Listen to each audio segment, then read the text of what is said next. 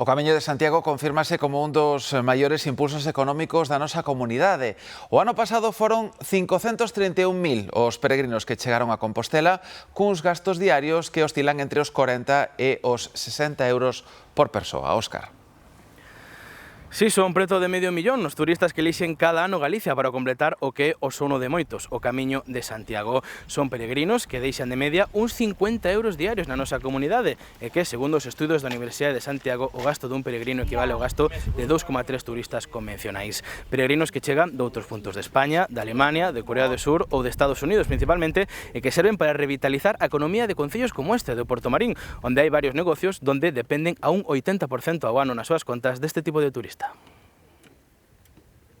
Uns negocios que notan e moito datas como as da Semana Santa. Nestes días resulta xa complicado coller plaza en albergues máis alá do mediodía. Uns negocios que ven a chegada do camiñante como un impulso ás contas anuais. Estou en torno, creo que 80-85% da facturación que temos é do nivel de peregrino. En concellos como o de Portomarín, os peregrinos supoñen unha parte fundamental da economía local. Chegan a ter días en que son máis os de fora que os de dentro.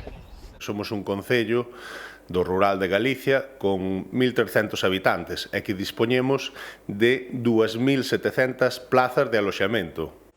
Entre os peregrinos a idea é clara, non existe mellor plan que facer o Camiño de Santiago. Os servicios atópanse nun bo estado, a experiencia queda para toda a vida e ademais os gastos non son tan elevados. Como venimos dos, unos 50 euros, por aí. Al final yo vengo de sitio de sierra porque soy extremeño, soy del norte de Extremadura, de la Sierra de Gata, y prefiero esto a lo que es la playa. Neste 2026 notase tamén que nos atopamos nas portas do Xacobeo 2027. Os propietarios dos albergues e os comerciantes do Camiño esperan que sexa un ano histórico para o turismo de Galicia.